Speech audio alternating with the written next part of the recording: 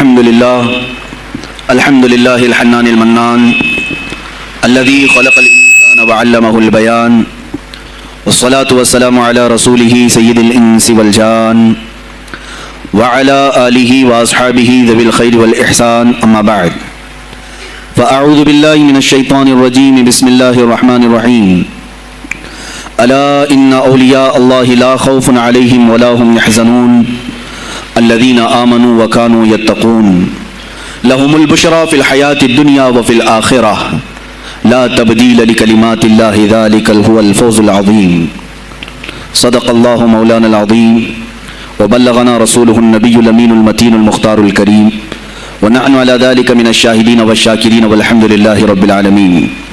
بارگاہ رسالت معاذ صلی اللہ تعالی علیہ وسلم میں درود پاک کا ہدیہ پیش کریں. اللہم صلی علی سیدنا و مولانا محمد معدن الجود والکرم وآلہ واصحابہ الکرام وابنہ الکریم وبارک وسلم صلاۃ دائمۃ سرمدا ابدا. آج کی یہ محفل پاک سلطان الاولیاء سراج الاصفیاء شہنشاہ بغداد تاجدار ولایت شہباز لامکانی قندیل سبحانی محبوب سبحانی سیدنا عبد القادر جیلانی قدس اللہ سرہ الشریف کی بارگاہ میں خراج عقیدت کے لیے منعقد کی گئی ہے. اس دربار میں میں اپنی گفتگو سے پہلے ان کے عظیم عاشق جس کو دنیا سنیت فنا فی الغوث اور مجدد میت حاضرہ کے نام سے جانتی ہے امام احمد رضا خان قادری فاضل بریلوی رضی اللہ تعالیٰ عنہ کی جو خراج عقیدت پیش کی ہوئی منقبت ہے اسی سے میں بارگاہ غوث میں اپنی گفتگو کا آغاز کرتا ہوں. اے سلطان الاولیاء اے شہنشاہ بغداد واہ کیا مرتبہ غوث ہے بالا تیرا اونچے اونچوں کے سروں سے ہے قدم اعلیٰ تیرا. توجہ اونچے اونچوں کے سروں سے ہے قدم اعلیٰ تیرا.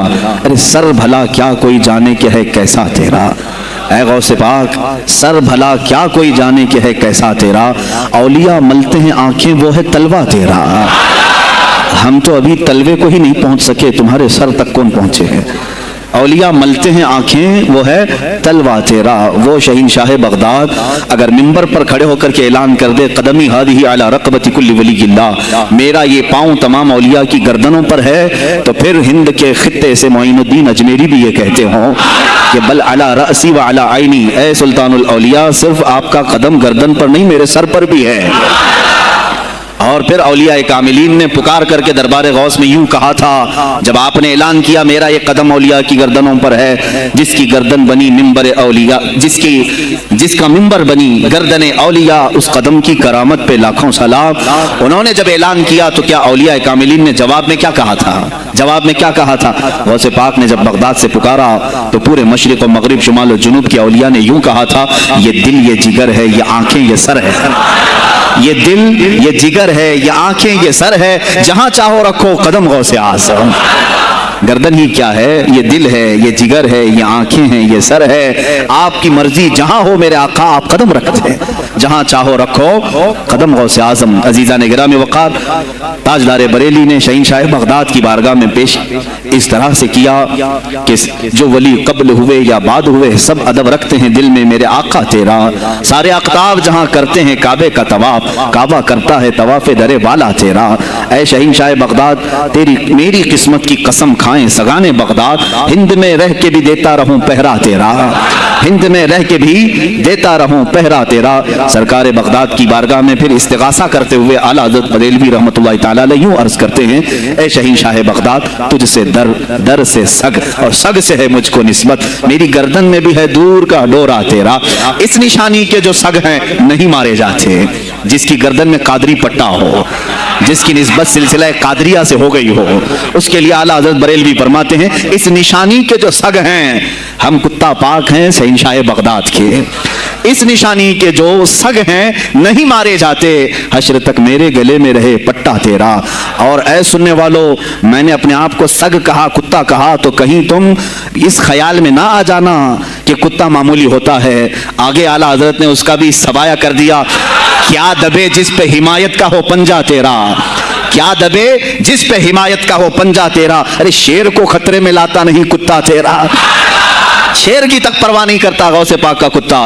تو میں نے اپنے آپ کو کتا کہا تو اس بھول میں نہ رہ جانا کہ کتے کو کوئی بھی مار لے جائے گا, اٹھا لے جائے گا. ہم نے کہا ہے دربار غوث کا کتا جو شیر کو بھی خطرے میں نہیں لاتا ہے.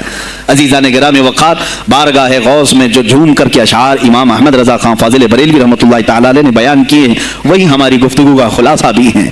سرکار بغداد سیدنا عبد القادر جیلانی رضی اللہ تعالیٰ عنہ, یقیناً آپ کے ولی کامل ہونے پر تقریباً پوری امت کا اتفاق ہے. اتفاق کا مطلب صرف بریلویوں کا نہیں, دیوبندی بھی مانتے ہیں, اہل حدیث بھی مانتے ہیں, شیعہ بھی مانتے ہیں. غوث پاک رضی اللہ تعالیٰ عنہ کی ولایت سے ان میں سے کسی کا انکار نہیں. آج بھی بغداد میں جائیں لنگر بٹ رہا ہوتا ہے, شیعہ بھی کھا رہے ہیں. غوث پاک رضی اللہ تعالیٰ عنہ کا لنگر آج بھی بٹ رہا ہے.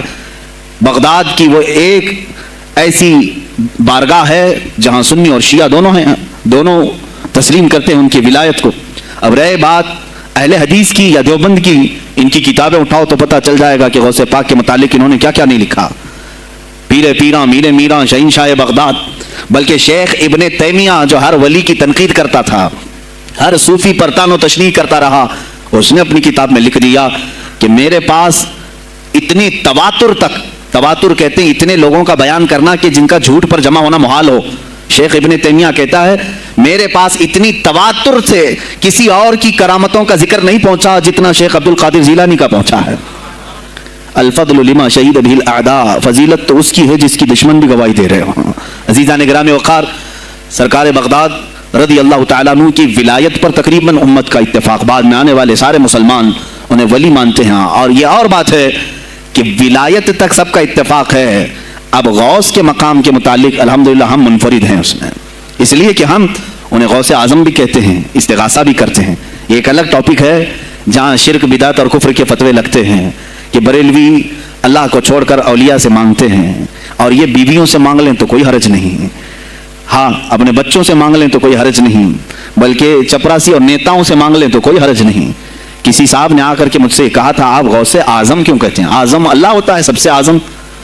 غوث کہیں ٹھیک ہے, سلفی صاحب تھے, ہم نے کہا کہ آپ کو سرکار عبد القادر جیلانی کو غوث اعظم کہنے پر اعتراض ہے, لیکن ایک چوڑا چمار ملک کا پرائم منسٹر بن جائے تو اسے وزیر اعظم کہہ دیتے ہیں, کوئی دقت نہیں آپ کو, وہاں اعظم کہتے ہیں آپ. اعظم کہنے میں آپ کو وہاں جھجک بھی نہیں آتی, اور غوث پاک کو اعظم کہنے میں آپ کو شرم آنے لگتی ہے. یہ اپنے اپنے نصیبے کی بات ہے.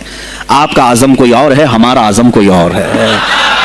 عزیزان گرامی, سرکار بغداد شہنشاہ ولایت سلطان الاولیاء سیدنا عبد القادر جیلانی رضی اللہ تعالیٰ عنہ, ماں کے پیٹ سے ہی ان کو ولایت عطا کی گئی. یہ وہ اولیاء میں سے ہیں جن کا پیدائش اللہ تعالیٰ نے منتخب فرمایا ہے. بلکہ جس وقت آپ کی ولادت ہوئی شعبان کا آخری دن, اور آپ کی والدہ ماجدہ کے بطن سے آپ اس عمر میں پیدا ہوئے جب عورتوں میں اولاد کی امید ختم ہو چکی ہوتی. آپ کی ماں کی عمر 60 سال کی تھی جب آپ پیدا ہوئے. یہ خود اپنے آپ میں ایک کرامت ہے. اور سرکار بغداد رضی اللہ تعالیٰ عنہ جب جیلان میں پیدا ہوئے تو آپ کا معمول تو دیکھیں, آپ کی ماں خود بتاتی ہیں دوسرے سال غالباً لوگوں کو چاند میں شک ہو گیا, 29 کا چاند نظر آیا کہ نہیں آیا. بعض کہنے لگے ہو گیا ہوگا, بعض کہنے لگے نہیں ہوا ہوگا. تو یوم الشک کہتے ہیں, یعنی 30واں جو شعبان کا ہوتا ہے وہ ایک رمضان بھی ہو سکتا ہے, 30 شعبان بھی.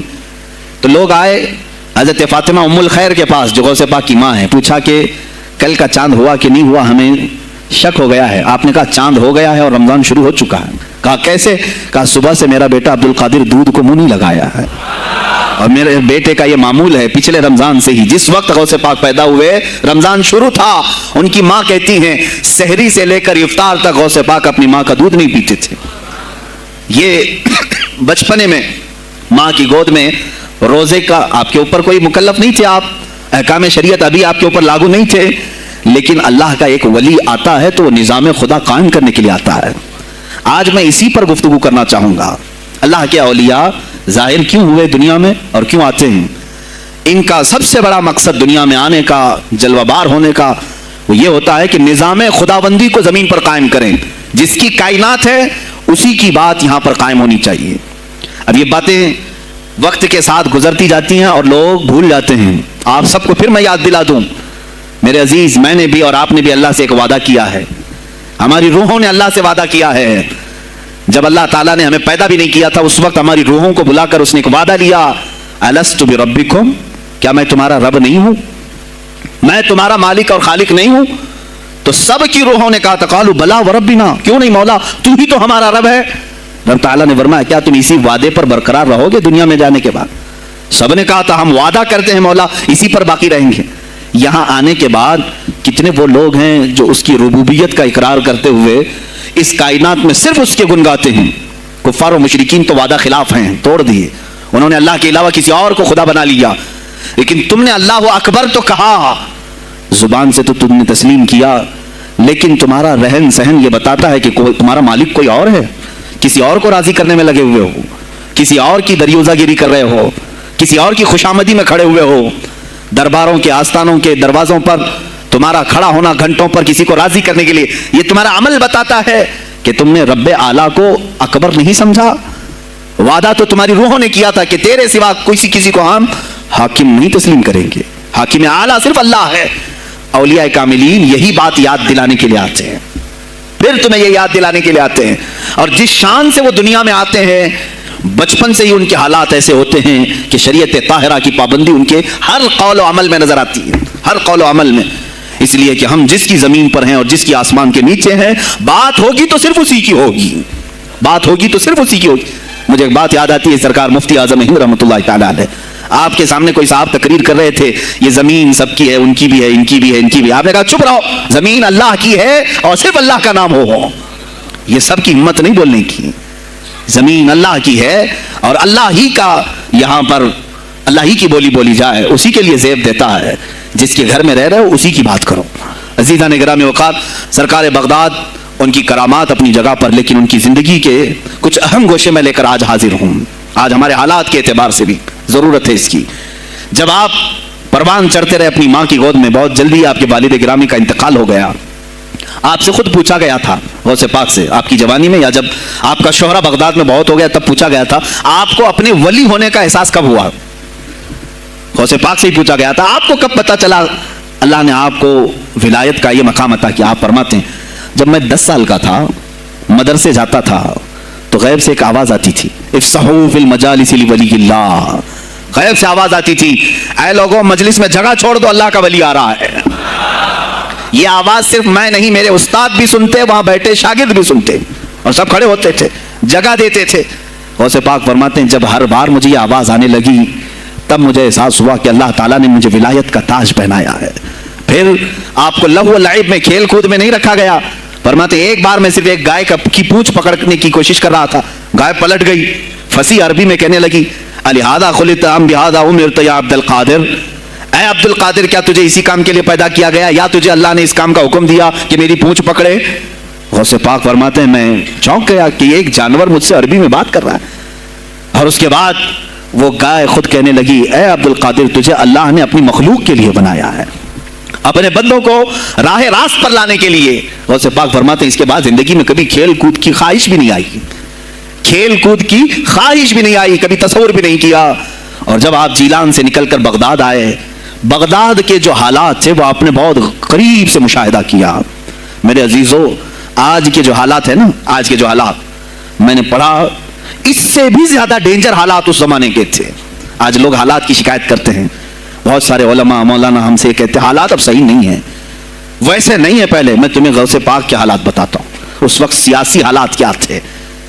اس وقت سیاسی حالات اتنے خطرناک ہو چکے تھے، بغداد میں شیعوں نے اپنا گڑھ جمایا تھا، یہاں تک کہ ہر عالم پر، ہر وائز پر، ہر امام مسجد پر پابندی تھی، سیدنا ابو بکر صدیق اور حضرت عمر کا کوئی نام نہیں لے سکتا تھا، کوڑے مارے جاتے تھے۔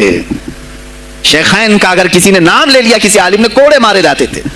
خلیفہ واثق باللہ تک یہ تاریخ چلی بغداد میں، اور سلطنتیں ٹوٹ چکی تھیں، سیاسی حالات اس قدر خراب ہو چکے تھے، چھوٹی چھوٹی ٹکڑیوں میں بٹ چکے تھے مسلمان۔ مصر کی طرف دیکھیں تو فاطمی حکومت قائم ہو گئی تھی، وہ اپنے آپ کو فاطمی کہہ رہے تھے۔ بغداد میں عباسی خاندان حکومت کر رہا تھا، اور وہ بھی سمٹ کر کے صرف بغداد کے اطراف رہ گئی بس۔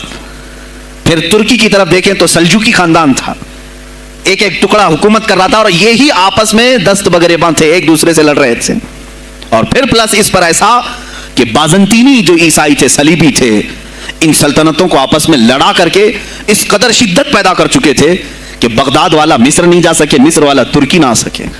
پھر ادھر بخارا، سمرقند، نیشاپور، یہ جو رشیا میں ہیں آج، ازبکستان وغیرہ میں، یہاں الگ ایک سلطنت قائم تھی اور ہند میں الگ کفرستان تھا. سب جگہ الگ الگ حالات تھے. اور مسلمانوں کے لیے اس زمانے میں ایسے حالات ہو گئے جیسے لاک ڈاؤن ابھی کا سیم. میں آپ کو بتا دوں سچویشن. لاک ڈاؤن میں کیا ہوا تھا معلوم ہے؟ یہ ہمارے طلبہ دیکھیں 8 مہینے سے بیٹھے ہوئے ہیں, مدارس میں نہیں گئے, حفظ قرآن کر رہے تھے, عالم دین بن رہے تھے, مدرسے بند ہیں نا, گھروں میں بیٹھے کچھ تو آوارہ گردی کر رہے ہیں. اسی طرح کالج کے بچے بھی, اسکول کے بچے بھی سب چھوٹے ہوئے ہیں لاک ڈاؤن کی وجہ سے. سیم یہی سچویشن اس زمانے میں ہوئی. بغداد علمی مرکز تھا, کوفہ اور بصرہ علم کے مرکز تھے. آپسی رنجشوں کی وجہ سے بادشاہوں کی طلبہ ایک جگہ سے دوسری جگہ کا سفر نہیں کر سکتے تھے.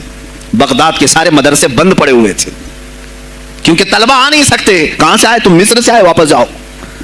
اس سلطنت میں کیا کر رہے ہو؟ اس طرح کی سختیاں. یہاں تک کہ یہی زمانہ ہے جب حسن بن صباح نام کا ایک ایسا منافق جس نے اس زمانے کے بادشاہوں کو خرید لیا اور کچھ لوگوں کو نشے کا خوگر بنایا. حشیشین وغیرہ آپ نے سنا ہو, صلاح الدین ایوبی کا زمانہ ہی ہے. غوث پاک سے صرف 4 سال بعد صلاح الدین ایوبی آئے, صرف 4 سال بعد. اس زمانے میں حسن بن صباح نے ہزاروں نوجوانوں کو نشے کا عادی بنا دیا تھا. ہزاروں نوجوان. اور کیسا نشہ؟ کوکین, افیون وغیرہ سب تو لے کر کے تو لوگ ہوش میں آ جاتے ہیں. وہ ایسا تھا کہ اس نے جو نشہ دکھایا تھا, ایک چھوٹے سے کمرے میں ان کو رکھتا اور انہیں بتاتا کہ یہ درخت ہیں, یہ نہر ہے, یہ محل ہے, یہ حور ہے, تو اسے وہ جنتی سمجھتے تھے. اور پھر اس کمرے سے باہر نکالتا اس کو, تڑپ تڑپ کے آدمی مر جاتا کہ مجھے میری جنت میں واپس کرو.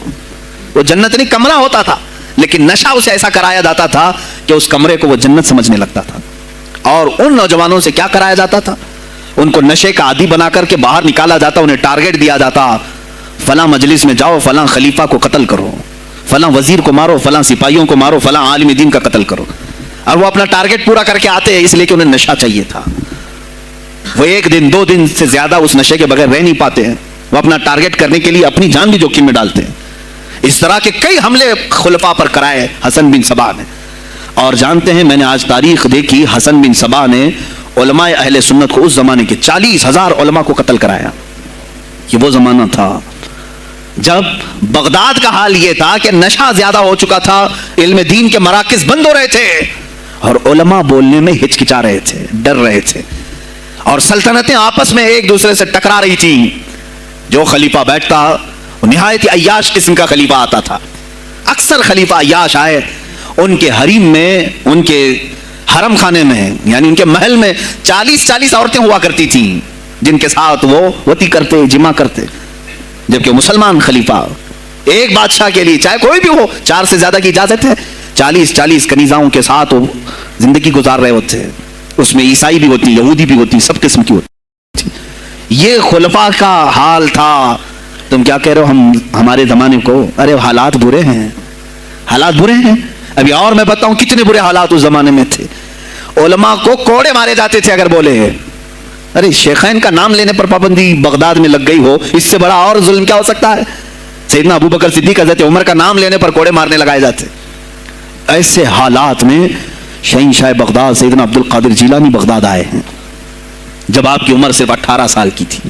18 سال کی جوانی میں آپ نے ملاحظہ کیا, حالات کو دیکھا, تعلیم حاصل کی بڑے بڑے اساتذہ سے. آپ کے اساتذہ فقہ میں الگ ہیں, حدیث میں الگ ہیں, تفسیر میں الگ ہیں, علم کلام میں, کئی علوم و فنون پہ آپ نے مہارت حاصل کی. اس کے بعد حالات دیکھ کر کے آپ نے کیا کہا؟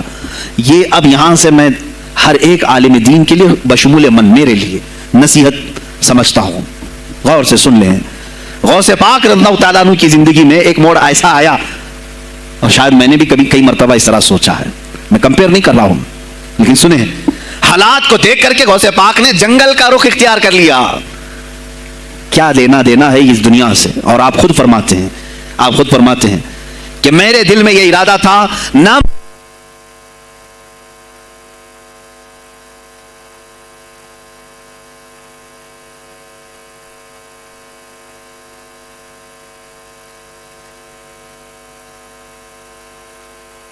ہیں, میرا ارادہ ہوا جنگل میں ایسی جگہ رہوں کہ نہ مجھے مخلوق دیکھے اور نہ میں مخلوق کو دیکھوں, عبادت میں ایسے مصروف ہو جاؤں. جنگلوں میں آپ عبادت کرتے رہے, لیکن فرماتے ہیں مجھے غیب سے آواز آئی اللہ رب العزت کی طرف سے, کہا اے بندے قادر, आपका नाम ही अब्दुल कादिर है। ए कादिर के बंदे, तुझे अल्लाह ने जंगलों के लिए नहीं बनाया, उम्मत मुस्तफ़ा की रहनुमाई कर, खल्क़े खुदा तुझसे नफा हासिल करे, वापस आ जा। और से पाक फरमाते हैं मेरा इरादा तो था कि मैं अपनी जिंदगी अल्लाह की याद में फना कर दूं, लेकिन मैं शहर सिर्फ इसलिए वापस आया कि जंगल में सिर्फ मेरी इस्लाह हो सकती है, शहर में पूरी उम्मत की इस्लाह हो सकती है। उलमा के लिए यही आज नसीहत है, तुम चाहे तो गद्दी नशीन बन जाओ, सज्जादा नशीन बन जाओ, झोली नशीन बन जाओ, जंगल नशीन बन जाओ, हो सकता है तुम्हारे अपने फायदे के लिए तुम सोच सकते हो। मैंने अभी ये कहा, मेरे दिल में इरादा था कि गोशा नशीन होकर के अपनी इबादत करें, अपनी आखिरत की फिक्र करें, नहीं, उलमा को अल्लाह ताला ने इल्म अता किया है उम्मत मुस्तफ़ा की रहनुमाई के लिए, ये अमानत है, चाहें तो भी छुप ना सकें। अजीज़ा ने गिरामी वक़ार, गौसे पाक रज़ियल्लाहु ताला अन्हु वापस बगदाद आए। अच्छा, वो इतनी इबादतों के अरसे में जानते हैं कहाँ कहाँ का सफ़र नहीं किया उन्होंने, जंगलों का सफ़र, सहराओं का सफ़र, बयाबानों का सफ़र, यहाँ तक कि श्रीलंका की सरजमीन तक पहुँचे, मुल्तान तक आए। ये तारीख की किताबें बताती हैं आपने पैदल ये सारे सफ़र किए, फिर वापस उसी बगदाद आए जहाँ के हालात बड़े ही कशीदा थे, और खुलफाए वक्त के खिलाफ जुबान खोलना ये आग से खेलने के बराबर था, आग से खेलने के बराबर था। और सबसे बड़ा मसला तो गौसे पाक के लिए ये था कि आप बगदाद के नहीं थे, इराक के नहीं थे, आप जीलान से आए थे। जीलान ईरान में है, उस जमाने में तबरस्तान एक सूबा था, तबरस्तान का एक शहर जीलान था। जीलान से आए हुए थे बगदाद में, आपकी जुबान फारसी थी, फारसी जुबान का एक तालिब इल्म बगदाद में आया है, और बगदाद पूरा अरबियों का है, फसी अरबी बोलने वाले लोग, और निहायत ही अय्याशी में पड़े, इनकी इस्लाह कैसे करें। दिल में बार बार ये एहसास होता, गौसे पाक फरमाते मेरी जुबान फारसी थी और इनकी जुबान अरबी है, मैं इनसे खिताब कैसे करूं, इनको इस्लाह के रास्ते पर कैसे लाऊं। बार बार सोचते थे, लेकिन दिल में एक दर्द होता था कि उम्मत मुस्तफ़ा को इस हाल में मैं नहीं छोड़ना चाहता। एक दिन एक मस्जिद में गमगीन हालत में सोए, जोहर का वक्त था, नमाज पढ़ करके आप आराम कर रहे हैं, और जैसी आंख बंद हुई सरवरे कायनात सल्लल्लाहु अलैहि वसल्लम तशरीफ लाए। पूछा अब्दुल कादिर क्यों गमगीन है मेरे बेटे? कहा कि या रसूल अल्लाह सल्लल्लाहु अलैहि वसल्लम, जुबान मेरी अजमी है, फारसी, मैं अरबियों के बीच बैठा हूं, इस्लाह करने की कोशिश करता हूं, लेकिन मुझे ये अजमी समझेंगे। अल्लाह के नबी सल्लल्लाहु अलैहि वसल्लम ने फरमाया तू अपना मुंह खोल। आपने मुंह खोला, हुजूर पाक ने अपना लुआब पाक डाला, दूसरी बार डाला, तीसरी बार डाला, चौथी बार डाला, पांचवी, छठी, 7 मरतबा हुजूर पाक ने अपना लुआब पाक दिया और कहा अब्दुल कादिर अब उठ और बयान कर। फरमाते हैं ख्वाब में मैंने हुजूर अकरम सल्लल्लाहु अलैहि वसल्लम का लुआब पाक लिया, थोड़ी ही देर गुजरी थी, मेरे ख्वाब में ही मेरे जद्द करीम मौला कायनात अली मुर्तज़ा तशरीफ लाया। कहा फिर वही सवाल किया अब्दुल कादिर क्यों नहीं बयान करते? कहा मैं फारसी नस्ल, फारसी हूं और अरबियों के बीच में हूं। उन्होंने कहा तू अपना मुंह खोल। बाबुल इल्म, बाब मदीनतुल इल्म अली करमल्लाहु वजहुल करीम अपना लुआब पाक डालते हैं, 1 बार, 2 बार, 3 बार, 4 बार, 5 बार, 6 बार, बस किया। गौसे पाक ने कहा नाना जान ने मुझे 7 मरतबा पिलाया, आपने 6 मरतबा। अली करमल्लाहु वजहुल करीम फरमाते मैं बराबरी तो नहीं कर सकता, वो रसूल कायनात हैं। अजीज़ा ने गिरामी वक़ार, गौसे पाक फरमाते हैं फिर मेरी आंख खुली और उसी जामा मस्जिद में जब मैं खड़ा हुआ और खिताब के लिए लोगों को पुकारा तो देखा इधर से भी मखलूक आ रही है, उधर से भी आ रही है, सामने से भी आ रही है। मजमा इतना कसीर के तिल धरने की जगह मस्जिद में नहीं थी, और जब आपका खिताब खत्म होने को था लोग अपने कपड़े फाड़ने लगे और बेहोश होने लगे। इतनी तीर बहदफ कलमात थे कि सीधे सीने में पैवस्त हो जाते, दिलों में उतर जाते। उसके बाद वही दिन था सैयदना अब्दुल कादिर जीलानी को लोगों ने हाथों हाथ उठाया, बगदाद में शोहरा हो गया कि कोई एक अजमी आया है और अरबियों पर फौकियत ले गया है। सारे अरबी उसके सामने दंग रह गए हैं, कोई अरबी उसकी फसाहत को नहीं पहुंच पाता है। कई लोग इम्तिहान के लिए भी आए, ऐसा नहीं है कि गौसे पाक को यूं ही छोड़ दिया गया। मेरे अजीज तुम तो 1000 साल के बाद करामतें सुनते हो ना, यही लगता है कि गौसे पाक बहुत करामतों के मालिक थे, बहुत बड़े आलिम और बड़े वली कामिल थे, कुछ नहीं हुआ होगा उनके साथ। हमारे से ज्यादा खतरे उन्होंने मोले हैं, हमसे ज्यादा हासिदीन उनके थे, दुश्मनी करने वाले अपनों में भी बहुत सारे थे। गौसे पाक रज़ियल्लाहु ताला अन्हु का जब खिताब शुरू हुआ, क्या एक खतीब जब मशहूर होने लगे तो दूसरे मौलवी खामोश रहे थे? حسد کی چنگاری بھڑکتی ہے وہ غوث پاک کے خلاف بھی بھڑکی. اور بغداد میں جب یہ شورا ہونے لگا تو کئی علماء اس وقت کے جو بڑے بڑے پائے کے عالم ہیں, ان کی کتابیں آج بھی موجود ہیں, میں نام تذکرے نہیں کر رہا, لیکن انہوں نے ٹیسٹ لینے کی غرض سے, امتحان لینے کی غرض سے کئی لوگوں کو سوالات بھیجے. ایک دن مجلس میں ایسا تھا کہ غوث پاک تفسیر قرآن بیان کرتے تھے.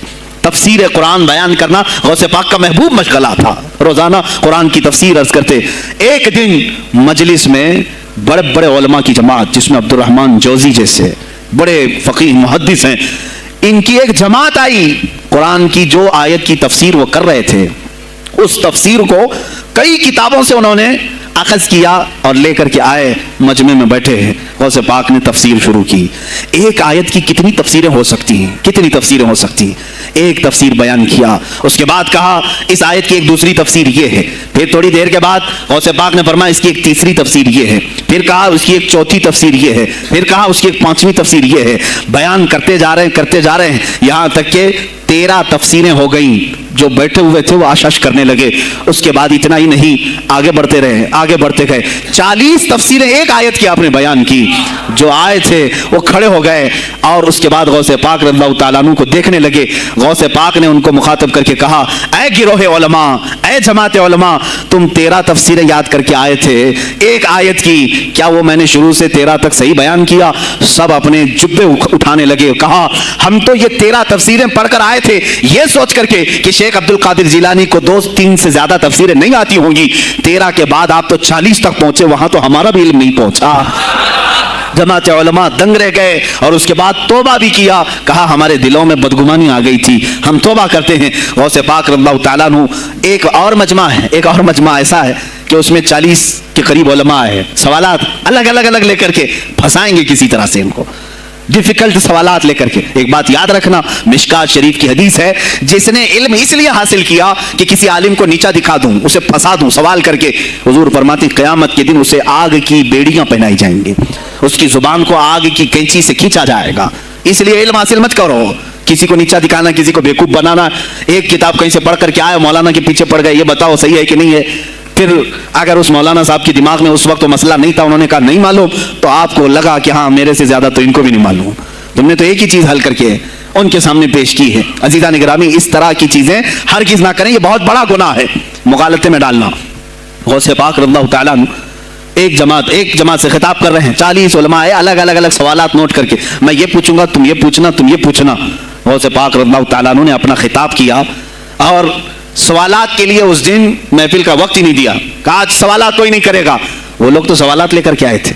سب مجمع میں خطاب کے بعد جس کو جو پوچھنا ہے آپ کہتے ہیں کہ پوچھ لو, اس دن کا کوئی نہیں پوچھے گا, آؤ صرف مصافحہ کر کے جاؤ, آؤ صرف مصافحہ کر کے جاؤ. تو یہ جو علماء کی جماعت تھی ان کو بلایا. ایک آتے ان کو سینے سے سینہ لگاتے اور کہتے تیرا یہ سوال تھا, اس کا یہ جواب ہے. دوسرا آتا اس سے کہتے تو یہ گھر سے سوچ کے آیا تھا, تیرا سوال یہ ہے, اس کا جواب یہ ہے. اس طرح 40 سے مصافحہ کیا, معانقہ کیا. ان کے سوالات کے پوچھنے سے پہلے جوابات بھی دے دیے اور اس کے بعد کہا کیا ہے گروہ علماء, تم سوال کرتے اور میں جواب دیتا تو عبد القادر کی کیا اس میں خصوصیت تھی؟ تم سوال بھی نہ کرو, میں جواب دوں, تب پتا چلے گا کہ میں بندہ قادر ہوں, میں قادر کا بندہ ہوں. تم نے سوال بھی نہیں کیا اور میں جواب دوں تو تمہیں احساس ہوگا کہ میں قادر کا بندہ ہوں. اللہ رب العزت کا کی صفاتی نام ہے. عزیزان گرامی وقار, علماء نے تنگ کیا, پریشان کیا, آپ کے مجموعوں کو روکنے کی کوشش کی, لیکن ایسا نہیں ہے کہ غوث پاک نے ہر ایک کو اپنی کرامت سے زیر کر دیا ہو, ان علماء کو پورا سلا دیا ہو.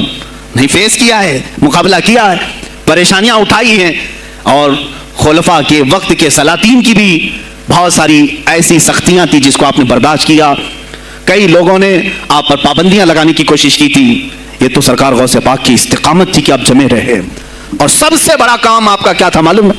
خانقاہ کے گدی نشینوں غور سے سنو, جو غوث پاک کا نام لیتے ہیں, سرکار غوث پاک رضی اللہ تعالیٰ عنہ کی اس صفت کو میں بیان کروں تو یہ بغلیں جھانکیں گے. ابھی غوث پاک نے سب سے بڑا کردار کیا کیا جانتے ہیں آپ؟ لوگ کہتے ہیں خانقاہی ماحول قائم کرنا ہے, اللہ اللہ کرو, تسبیح لو, دلوں کی صفائی کرو, سب صحیح ہے, لیکن غوث پاک نے تقریباً 25 سال صرف جہاد پر بیان کیا ہے, صرف جہاد پر. کہا کہ اے گروہ مسلمین, تم پر اللہ نے ذلت مسلط کر دی ہے اس لیے کہ تم نے کوششیں ترک کر دی ہیں. حکومتوں کو صحیح کرنے کے لیے آپ نے باغ ڈور سنبھال لی تھی. غوث پاک جب بیان کرتے ممبر سے تو وقت کا جو تخت تھا وہ بھی ہلنے لگ جاتا تھا. خلیفہ مستنجد باللہ اس زمانے کا خلیفہ ہے اور تنگ آ گیا غوث پاک کے پاس. جب وہ بیان کرتے اور ان کی عیاشیاں کھول کھول کر کے ذکر کرتے تو لوگوں میں اب احساس جاگنے لگا کوئی تو اللہ والا آیا ہے جو نظام خداوندی قائم کرنے کی بات کر رہا ہے, نظام مصطفیٰ قائم کرنے کی بات کر رہا ہے. بغداد کی یہ حالات جب ہونے لگے میرے عزیزو, سلطان الاولیاء غوث پاک کی ہی شہ پر جانتے ہیں صلاح الدین ایوبی جیسا ایک مرد مجاہد پیدا ہوا ہے. یہ آپ کی تحریک تھی, غوث پاک کی تحریک تھی کہ جب بازنطینی عیسائیوں سے آپ نے اپنی پوری امت کو آگاہ کیا کہ تم سو رہے ہو, تم اپنی عیاشیوں میں ہو, تم اپنے نشے میں ہو, تمہارا دشمن تاک میں لگا ہے, گھات لگا کر کے بیٹھا ہے. اور ہوا بھی یہی کہ غوث پاک کے وصال کے صرف 10 سال بعد صلیبیوں نے حملہ شروع کر دیا بغداد پر, مصر پر, ترکی پر, ہر جگہ. اور یہی حملے کی وجہ تھی صلاح الدین ایوبی جیسا مرد مجاہد کھڑا ہوا اور پھر انہوں نے پورے بیت المقدس کو فتح کر کے اپنے سر ایک صحرا باندھا. آج تک امت اس کے احسان کو یاد کرتی ہے. میرے عزیزو, غوث پاک کے زمانے کے ہیں صلاح الدین ایوبی. اتنا ہی نہیں, آپ ہی کی تحریک تھی, غوث پاک کی تحریک تھی کہ تم جوانوں کو تیار کرو, تمہاری زندگی عیاشی کے لیے نہیں, اللہ کا نظام قائم کرنے کے لیے ہے. تم اللہ کا نظام قائم کرنے کے لیے آئے ہو دنیا میں, کیونکہ اللہ نے تمہیں خلیفۃ اللہ کہا ہے. اللہ کے تم خلیفہ ہو, تم نائب ہو اللہ کے. تم یہاں پر اپنی موج مستی کے لیے نہیں آئے. اب اس زمین پر بات ہوگی تو صرف میرے مولا کی ہوگی, اس زمین پر بات ہوگی میرے مصطفیٰ کی ہوگی. یہ سیدنا عبد القادر جیلانی کا اعلان تھا. ہے کوئی آج پیران اسلام وہ اعلان کریں کہ آج اس زمین پر صرف ہم ناموس رسالت کی بات کریں گے؟ کون ہے؟ کیوں بیٹھے ہو؟ غوث پاک سے اگر تمہاری ادنا سی نسبت ہے تو پھر تمہیں اپنے جوانوں کو, اپنے مریدوں کو یہ سکھانا ہوگا کہ موٹے موٹے نذرانے دینے سے نہیں چلے گا, اپنی گردنیں حضور کو پیش کرنے کے لیے تیار کرو. تم تیار ہو جاؤ اپنا خون اور اپنی گردن بارگاہ مصطفیٰ میں دینے کے لیے. یہ آج تربیت دو, ورنہ پھر دشمن تمہیں کچا چبانے کے لیے تیار ہے, کچا چبانے کے لیے تیار. عزیزان گرامی, میں غوث پاک کی تحریک آپ کو بتا دوں کون سی تحریک تھی. وہ صلاح الدین ایوبی جو بیت المقدس فتح کیا, یہ غوث پاک کی تحریک ہے. اور پھر چند سالوں کے بعد پورے عالم اسلام میں جو خلافت عثمانیہ قائم ہوئی, غازی ارطغرل جو آئے, یہ تحریک بھی غوث اعظم کی پیدا کی ہوئی تھی. آپ نے جوانوں کو متحرک کیا تھا اور پھر امت کا وہ شعور بیدار کیا تھا جو ان میں مردہ کر چکے تھے کچھ حکومت کے کارندے. میں سمجھتا ہوں اس وقت جتنے خلفاء بیٹھے ہوئے تھے خلافتوں پر, تخت پر, جو نام کے مسلمان تھے, یا اس کو ہماری زبان میں سمجھ لیں سب کانگریس کے تھے, جو منافق تھے, یعنی دکھتے تھے بس, لیکن اندر سے سب نفاق ہوتا تھا, نفاق ہوتا تھا. ہمیں صاف کہوں گا, بغداد میں بھی کانگریس کا خلیفہ رہا ہوگا, مصر میں بھی, اور ترکی میں بھی, اور نیشاپور میں بھی, اس لیے کہ مسلمانوں کے خون چوس کر کے تخت پر بیٹھ تو جاتے لیکن پوری زندگی گزر جاتی, میرے مصطفیٰ کا نام تک نہیں لیتے تھے. ان کو بٹھاتے تھے مسلمان. آج آپ بھی تو یہی کر رہے ہیں, یہی کر رہے ہیں. ہم اپنا اپنا سمجھ کر کے جن کو اوپر تک بٹھاتے ہیں, پوری زندگی چھان مار کر کے دیکھ لو کبھی یہ نظام قرآن کی کبھی بات کیا ہے؟ کبھی میرے مصطفیٰ پر آنے والی آنچ کے لیے کھڑا ہوا ہے؟ کوئی نہیں کھڑا ہونے والا ہے. ان کے سفید کرتے اور ان کے سفید پاجامے سب کفن بن کر رہ جائیں گے اور کچھ بھی نہیں ہوگا. عزیزان گرامی وقار, آپ کو سرکار بغداد رضی اللہ تعالیٰ عنہ کی تحریک میں بتاؤں, ترکی سے نکلنے والی خلافت عثمانیہ غوث اعظم کی پیدا کی ہوئی تحریک تھی. اتنا ہی نہیں, آپ کے آخری زمانے میں سرکار خواجہ غریب نواز معین الدین چشتی رضی اللہ تعالیٰ عنہ کی ملاقات بغداد میں ہوئی. معین الدین اجمیری رضی اللہ تعالیٰ عنہ کی ملاقات ہوئی. تاریخ دان نے لکھا, آج میں نے پہلی مرتبہ اس کو پڑھا اور آپ کے سامنے پہلی بار بتا رہا ہوں, سرکار بغداد اور حضرت خواجہ غریب نواز کی ملاقات کے بارے میں بہت سارے باتیں چلتی ہیں کتابوں میں بھی, میں نے اپنے مرشد سے بھی پوچھا تھا. بہرحال ایک تاریخی ایک کتاب سے مجھے آج یہ بات ملی کہ سلطان الاولیاء غوث پاک نے حضرت خواجہ غریب نواز کو کیا وصیت کی تھی, کیا کہہ کر کے بھیجا تھا. ان کے پاس غوث پاک نے, غریب نواز نے بہت ساری انعامات, اوراد, وظائف, طرق, اجازات سب حاصل کیے, لیکن ہندوستان جب آئے کیا کیا انہوں نے؟ یہ بھی بتایا گیا کہ غوث پاک کی تحریک تھی. کیا؟ سلطان الہند سرکار غریب نواز نے شہاب الدین غوری کو بلا کر کے ہندوستان میں پرچم اسلام لہرانے کا حکم دیا تھا. یہ تحریک بھی سرکار غریب نواز نے لائی تھی بغداد کے ولی کامل سے. تم کیا سمجھتے ہو یہ اولیاء خالی مسلح لے کر کے گھومتے تھے؟ یا اولیاء اکرام صرف گدی نشین تھے؟ نہیں میرے عزیزو, یہ حکومت وقت کو آنکھ میں آنکھیں ڈال کر بات کرتے تھے اور پھر نظام مصطفیٰ کی بات للکار کر کے کرتے تھے. آج کے زمانے میں کچھ لوگوں نے اولیاء کو ایسا پیش کیا ہے جیسے وہ درویش بس جنگل میں رہتے تھے اور کچھ نہیں. نہیں میرے عزیزو, وہ اللہ کے شیر تھے, اللہ کے شیر تھے. اسی لیے تو اقبال نے کہا ہے اللہ کے شیروں کو آتی نہیں ربائی, وہ کبھی لومڑی پن کا انہوں نے اپنے آپ میں اظہار ہی نہیں کیا کہ نہیں یہ بھی چلے گا وہ بھی چلے گا، کبھی نہیں. وہ گرجتے تھے اپنے تخت پر، اپنی خانقاہوں پر. دیکھیں خلیفہ مستنجد باللہ، ابو المظفر اس کو کہتے ہیں، بغداد کا وہ خلیفہ، عباسی خلیفہ، بڑا طاقتور، اور اسی کے زمانے میں غوث پاک ہیں. ایک فارس سے آنے والے اجمی عبد القادر، شیخ عبد القادر، جب بغداد کی جامع مسجد میں بیان کر رہے ہوں، در و دیوار ہل رہے ہیں. وہ اپنے خلافت کے دربار میں بیٹھا ہے خلیفہ، اچانک بہت زور کی آواز آئی، پورے محل میں گونج گئی. پوچھا یہ آواز کیسی بغداد میں؟ لوگوں نے معلوم کر کے بتایا کہ شیخ عبد القادر جیلانی نے چینک ماری، ان کی مریدوں نے صرف جواب دیا ہے. ان کو چینک آئی تھی، جواب میں لوگوں نے یرحمک اللہ کہا، وہ خلیفہ وقت کے محل تک پہنچ گئی آواز. تو اس نے کہا یہ تو پورا ہلا دینے کی بات ہے. ایک بات یاد رکھو میرے عزیزو، آواز ہو سکتا ہے تمہاری مسجد سے باہر جائے نہ جائے، تمہاری آواز کا دار و مدار تمہارے گلے پر نہیں ہے. ایک بار تم پکارو گے، پہنچانا میرے مولا کا کام ہے. اب ہماری آواز کہاں کہاں تک پہنچتی ہے، کس کے ٹائر پھٹتے ہیں، یہ سب بات کی بات ہے. تم پکار کر کے تو دیکھو. اللہ رب العزت کے نام پر عزیزان گرامی وقار مستنجد باللہ آیا اور وہی کیا جو ہر عیاش کرتا ہے. ظاہر سی بات ہے مولوی صاحب کچھ لے دے کے چھوڑ دو، جان بخش دو، جاؤ کہیں بیٹھو، آپ اللہ اللہ کرو. کہاں یہ حکومت سیاست کی باتوں میں آپ آ گئے؟ چند دنوں پہلے میں نے بھی سیاست کی بات کی تو مجھے بھی ایک مشورہ ایسا آیا کہ آپ کو انٹرسٹ ہے ایم پی بننے کا، ایم ایل اے بننے کا. میں نے کہا مجھے انٹرسٹ تو نہیں ہے لیکن کرسی صاف کرنے کا انٹرسٹ بہت ہے. اس پر جو کچرا ہے اس کو صاف کرنے کا انٹرسٹ بہت ہے. انشاءاللہ العزیز وقت آئے گا وہ صاف ہوں گی بھی. عزیزان گرامی مستنجد باللہ 10 اشرفیوں کی تھیلیاں لے کر سونے کی غوث پاک کے دربار میں آیا. آپ مریدین کے ساتھ بیٹھے، ارے وہ حال و قال کی مجلسیں ہیں. مستنجد باللہ آیا غوث پاک کی بارگاہ میں، کہا کہ حضور آپ قبول کر لیں، نذرانہ ہے. آپ نے کہا تو رکھ لے اپنا نذرانہ، تو اپنے پاس رکھ لے. کہا کہ ہدیہ قبول کرنا سنت ہے، آپ سنت کے خلاف کرتے ہیں. غوث پاک نے کہا لا، ایک تھیلی لیا اور اپنے بغل میں دبا کر کے اس کو نچوڑنا شروع کیا تو اس سے خون ٹپکنا لگا. خون اتنا ٹپکنے لگا تو حاضرین مجلس دم بخود رہ گئے. خلیفہ مستنجد باللہ بھی دیکھ رہا تھا. غوث پاک نے فرمایا ابھی تو یہ ایک تھیلی ہے، میں 10 کو نچوڑوں گا تو یہ خون تیرے دربار تک پہنچ جائے گا، تیرے دربار تک پہنچ جائے گا. تو مجھے وہ اشرفیاں دینے آیا ہے جو تو نے غریبوں کے مال کو چوس کر کے حاصل کیا، تو مجھے خریدنے کے لیے آیا ہے. اگر مجھے تیرے خاندان کی حرمت کا خیال نہ ہوتا تو میں آج پورے بغداد کی نالیوں میں اسی کا خون بہاتا. خلیفہ مستنجد باللہ بے ہوش ہو گیا اور اس کے بعد جب ہوش آیا اس نے توبہ کیا اور آپ کے ہاتھ پر بیعت بھی کیا. اب اس کے بعد وہ خلیفہ ایسا پاک ہوا، نظر غوث جو پڑھی. اب اس کے بعد دربار خلافت کے حالات کیا ہو گئے سنیں. میں آج سیاست پر بات کر رہا ہوں. اب خلیفہ مستنجد باللہ کا دل جب صاف ہوا، 8 دن کے بعد وہ حاضر آیا. کہا سلطان الاولیاء اے شیخ عبد القادر جیلانی، آپ حکم فرمائیں کہاں کس طرح کا گورنر رکھنا چاہیے، گورنر کس طرح کا ہونا چاہیے. آپ نے غوث پاک نے اپنے خلفاء کو حکم دیا کہ لسٹ بنائی جائے، اسلامی سلطنت میں گورنر کون ہوگا. لسٹ بنی. کہا وہ ہوگا جس کی تہجد قضا نہیں ہوتی، وہ گورنری پر آئے گا جو سنت رسول کو ہلکا نہیں سمجھتا ہوگا، وہ گورنری پر آئے گا جس کی نمازیں کوئی قضا باقی نہ رہی ہوں، اس لیے کہ جو اللہ کا قرضہ باقی رکھے گا وہ لوگوں کا بھی مال کھا جائے گا. آپ نے لکھایا نام.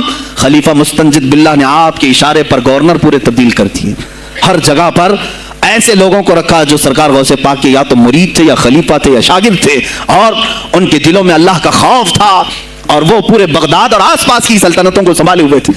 ایک وقت ایسا آیا کہ وہی چند سال پہلے جو بغداد نشے میں ڈوبا ہوا تھا، 10 سالوں کے بعد لوگ کہنے لگے کہ آج بغداد ایسا لگ رہا ہے جیسے عمر بن خطاب کا زمانہ آ گیا ہو. عمر بن خطاب کا زمانہ آیا ہو. تم نے تو غوث پاک کی 11ویں کھائی ہے نا، اصلاح حکومت ان سے نہیں سیکھا. وہ آئے تھے نظام تبدیل کرنے کے لیے. آج میں علماء سے بھی یہی کہوں گا، تم حق بات تو پہنچاؤ قوم تک. آج حالات ایسے ہیں میرے عزیزوں، ڈر اور خوف ان کے سینوں پر تاری ہوا. کس بات سے ڈرتے ہو؟ کیا تم نے اللہ کی ذات پر ایمان نہیں لائے؟ یہ نہیں کہتے ہو موت و حیات اللہ کے ہاتھ ہے، رزق اللہ کے ہاتھ ہے، پھر ڈرتے حکومت وقت سے کیوں؟ مجھے ابھی چند دنوں پہلے ایک میسج یہ بھی آیا تھا کہ حضرت آپ تو پاکستان کے علامہ خادم حسین کی تعزیت پر بیان کر رہے ہو، آپ دیکھ نہیں رہے یہاں کا ماحول کیسا ہے. عزیزان گرامی اس دن مجھے افسوس اس بات پر ہوا، سوال پر، ہائے افسوس، اس قدر تمہارے ضمیر مردہ ہو گئے، اس قدر تم بزدل ہو گئے. लाखों लोगों के दिलों में शम्ह इश्क़ मुस्तफ़ा जगाने वाले पर तुम्हारी जुबान बंद है, तुम्हारी जुबान बंद है। मैंने सिर्फ एक जुमला कहा, कोई फर्क नहीं पड़ता, मैं उस मुल्क में रह रहा हूं जहां का प्राइम मिनिस्टर एक सुअर खबीस फ्रांस के सदर के लिए ट्वीट कर सकता है, तो मैं पड़ोसी मुल्क के किसी आशिक रसूल की ताज़ियत क्यों नहीं कर सकता? क्यों नहीं ताज़ियत कर सकता? अगर हिंदुस्तान की तख्त पर बैठने वाले को फ्रांस के सदर से कोई दिली इश्क है, मोहब्बत है, तुम उसकी माशूका हो या महबूबा हो, मुझे फर्क नहीं पड़ता, लेकिन इतना जरूर है आशिक रसूल मशरिक में हो, शुमाल में हो, जुनूब में हो, मगरिब में हो, जब उसकी रूह जाएगी तो हमारी भी रूह तड़पेगी। हमारी डोर बंधी हुई है मदीनतुर रसूल से। मेरे आका सल्लल्लाहु अलैहि वसल्लम की जो बात करेगा वो फिर किसी भी मुल्क का बाशिंदा हो। तुम कहते हो ताज़ियत के लिए, अरे मेरे अजीज, अगर मैं सामने होता तो उसके कदमों की खाक में अपने अमामे पर रखता।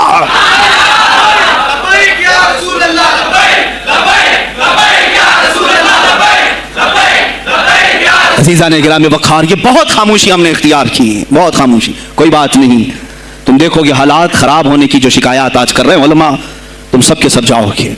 मुझे अभी बच्चों ने बताया कोई कांग्रेस के लीडर का इंतकाल हो गया तो पीर साहब ताज़ियत के लिए बाहर खड़े हो गए, बाहर आ गए। हम उनकी ताज़ियत करते हैं। डूब मरो चुल्लू भर पानी में, तुम्हारी गद्दी पे ही मर जाओ। तुम्हारी जुबानों पर जब आशिक रसूल के लिए ताज़ियत के अल्फाज आने में हिचकिचाहट आती है, कौन सा इश्क़ रसूल, कौन सा कलमा तुमने पढ़ा है? गौसे पाक की अगर तुम्हारे अंदर जरा बराबर भी निस्बत है तो मैं कहूंगा मेरे अजीजों, सुल्तानुल औलिया गौसे पाक आशिक रसूल ही नहीं, फना फिर रसूल थे। मेरे नबी की बात पर अगर कोई उंगली भी उठाता, आप या तो अपनी करामत से उसका मुंह तोड़ जवाब दे देते। किसी ईसाई ने सिर्फ यह कहा था मेरे नबी ईसा अफजल है, वो मुर्दों को जिंदा करते थे, आपको जलाल आया, कहा मोहम्मद अफजल नहीं है इसलिए कि वो मुर्दे जिंदा नहीं करते थे, आप उसका हाथ पकड़कर कब्रिस्तान ले गए। मेरे नबी पर बात करता है, मैं तुझे जिंदा करके दिखाता हूं। अपनी करामत से मुर्दे को जिंदा करके दिखाया। अब बोल कौन अफजल है, ईसा अफजल है कि मैं अफजल हूं? तूने तो ईसा अलैहिस्सलाम को मुर्दे जिंदा करते देखा तो नहीं, लेकिन अब्दुल कादिर को सामने देखा। गौसे पाक ने कहा मैं अपना मुआजना ईसा अलैहिस्सलाम से नहीं करता हरगिज़, लेकिन याद रखना मेरे नबी पर अगर जुबान खोलेगा तो अब्दुल कादिर अपने कदम से उसको जवाब देगा। वो जवाब देते। आपकी जिंदगी नामूस रिसालत की हिफाजत के लिए गुजरी है। सुल्तानुल औलिया गौसे पाक रज़ियल्लाहु ताला अन्हु की बारगाह में जब एक सवाल आया कि लोग कहते हैं नबी हर जगह कैसे हाजिर हो सकते हैं, आपने खुद करके दिखा दिया। कोई साहब आए, कहा हमारे घर दावत है, आप तशरीफ लाएं, कहा ठीक है आता हूं। थोड़ी देर बाद दूसरा है, कहा हमारे घर दावत आप आए। सेम टाइम पे कई 70 लोग आए, सबकी दावत कबूल की। दूसरे दिन शाम में लोग आकर के फख्र कर रहे हैं, आज मेरे घर शेख अब्दुल कादिर जिलानी आए थे। दूसरा कह रहा नहीं मेरे घर आए थे, तीसरा कह रहा मेरे घर आए थे। एक वक्त में सब घरों पर कैसे? सबों ने कहा उन्हीं से पूछते वो कहां गए थे।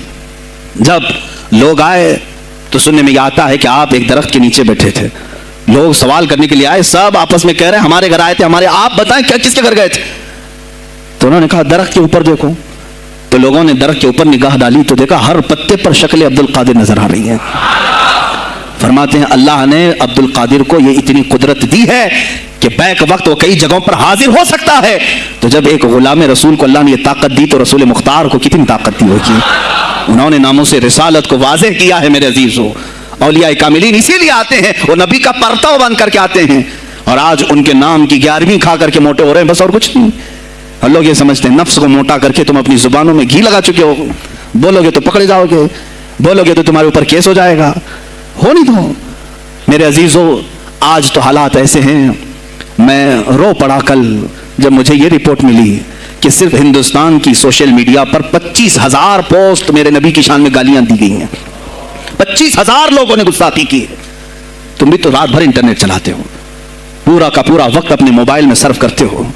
जाना है तुम्हें भी मेरे आका की बारगाह में, याद रखना हुजूर पाक सल्लल्लाहु ताला अलैहि वसल्लम के दरबार में जाने वाले हो और तुम्हारा कोई उज़्र कबूल नहीं किया जाएगा। हजरत साद बिन रबी की वो बात मुझे याद आती है, जंगे उहद में हुजूर की हिफाजत के लिए लड़ते लड़ते मैदान में ऐसे आ गए थे काफिरों के कि आपके गोश्त के टुकड़े उड़ रहे थे, जिस्म के गोश्त के टुकड़े उड़ रहे थे। मेरे आका देख रहे थे। शाम का वक्त हुआ, उहद का मैदान, हवाजें, सन्नाटा, 70 लाशें पड़ी हुई थी साहबा की। अल्लाह के नबी ने पुकारा मेरे साद को ढूंढो, कहां है साद, कहां है? साहबा कहते हैं हम आवाज देने लगे साद तुम जिंदा हो, रसूल तुझे बुला रहे हैं। हजरत साद बिन रबी 7 लाशों के नीचे दबे हुए थे और सांसें भी चल रही थी, सांसें चल रही थी। साहबा ने जब आवाज देना शुरू किया کہ رسول پاک یاد کر رہے ہیں, وہیں سے وہ حرکت کرنے لگے. اندر سے آواز دی, اے جوانوں سعد زندہ ہے, میں یہاں لاشوں کے نیچے دبا ہوا ہوں. ہٹائی گئی لاشیں تو دیکھا ان کے جسم میں کچھ بچا ہی نہیں تھا, کچھ نہیں تھا, سب پھٹ چکا ہے, پیٹ کو تک چاک کیا گیا ہے, سانسیں باقی. سعد بن ربیع کہتے ہیں, اے صحابہ شاید میں رسول اللہ تک نہیں پہنچ پاؤں گا, حضور اونچے ٹیلے پر بیٹھے ہوئے ہیں, شاید نہیں پہنچ پاؤں گا, میرا سلام میرے نبی تک پہنچا دینا, حضور تک پہنچا دینا. لیکن آنے والوں کو کیا کہا جانتے ہیں؟ میں اے جوانوں تم سب سے کہوں گا آج کے حالات میں. سعد ابن ابی ربیع کہتے ہیں اے صحابہ میں تو جا رہا ہوں, میری آخری سانسیں ہیں, لیکن اگر تمہاری آنکھیں چمکتی رہی, تمہارے جسموں میں جان باقی رہی, اور میرے نبی پر اگر کسی نے انگلی اٹھائی اور گالی دی, میں قیامت کے دن اسے نہیں چھوڑوں گا. اور یاد رکھنا اللہ کی بارگاہ میں تمہارا کوئی عذر قبول نہیں کیا جائے گا اگر تمہارے جیتے جی تمہارے نبی کی ذات پر کسی نے کیچڑ اچھالا. حضرت سعد ربیع اتنا کہہ کر کے انتقال ہو گئے, وہ حضور تک پہنچائے بھی نہیں جا سکے. اے میرے عزیزو, اے جوانوں, تم کیا سمجھتے ہو کہ تم دنیا سے اسی طرح نکل جاؤ گے؟ قرآن میں بھی اللہ نے کہا, ام حسبتم ان تدخلوا الجنت, تم یہ سوچ کر کے بیٹھے ہو کہ ہم جنت میں چلے جائیں گے, پیر صاحب کا دامن پکڑ لیا ہے, مجھے تو جانا ہی ہے جنت میں, پیر بخشوا دیں گے ہمیں. تم برس میں ایک مرتبہ 11ویں کر کے اور فاتحہ نیاز کر کے سمجھتے ہو اسلام کا حق ادا کر دیا. یہاں تمہارے نبی کی عظمت پر روز بروز حملے ہو رہے ہیں. آج کفر کھل کر کے آیا ہے سامنے, نہیں دیکھتے آپ؟ کفر کھل کر کے سامنے آیا ہے تعصب کے ساتھ. ہر شہر میں جاتے ہوئے گنڈے للکار رہے ہیں اسلام کے خلاف ہمارے ملک میں. اگر میں کھل کر کے آیا تو میرا کیا جرم ہے اس میں, میرا کیا قصور ہے اس میں کہ آپ بھی میں نہ بولوں؟ ہاں آج تمہارے پاس طاقت ہے, پاور ہے, جو کچھ بھی حسر اور رسوخ ہے, اس سے زیادہ کیا کرو گے کہ تم مجھے جیل میں بند کر دو گے؟ میں کل کی تفسیر میں بھی یہی کہا, ایک مولانا صاحب نے کہا کہ آپ اتنا بول رہے ہیں, آپ پر ایسے ایکٹ لگائے جائیں گے کہ زندگی بھر آپ کی ضمانت ہی نہیں ہوگی, آپ پر ایسے قانون لگائے جائیں گے کہ آپ کی زندگی بھر ضمانت ہی نہیں ہوگی. میرا دل یہ کہتا ہے, اے لوگوں اس طرح جی کر فائدہ بھی کیا, ایسی آزادی کس کام کی جس میں روز اٹھتے ساتھ میرے نبی کی شان میں گستاخیاں ہم سن رہے ہوں اور حضور کو کوسا جا رہا ہوں, ہم کھاتے پیتے گھوم رہے ہوں. اس سے بہتر ہے کہ جیل کی کوٹری میں ہم زندگی گزار لیں, کل بارگاہ مصطفیٰ میں اٹھنے والا چہرہ تو رہے ہمارے پاس. اگر اللہ کے نبی صلی اللہ تعالیٰ علیہ وسلم نے سوال کر لیا پکڑ کر کے کہ تیرے زندگی میں تیری جوانی میں مجھ پر تو لوگ رنگیلا رسول کہہ رہے تھے, تو کیا کہہ رہا تھا؟ تو کیا کہہ رہا تھا اس زمانے؟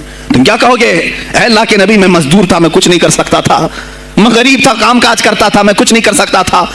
یاد رکھو اس وقت میرے آقا تمہارے سامنے بلال حبشی کو لا کر کھڑا کر دیں گے.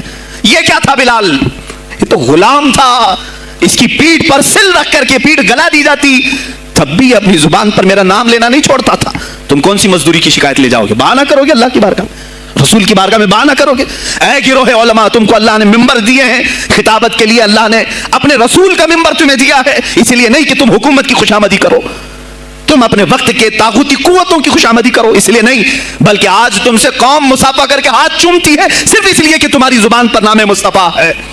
آج علماء کی جو عزت ہے صرف اس لیے, تمہاری پگڑیاں تمہارے جبے دیکھ کر کے قوم عزت نہیں کرتی, صرف اس لیے ان کے دلوں میں تم مچلتے ہو کہ تم مصطفیٰ کریم کی باتیں کرتے ہو. علماء کو جاننا چاہیے کہ تمہاری عزت نبی سے وابستہ ہے.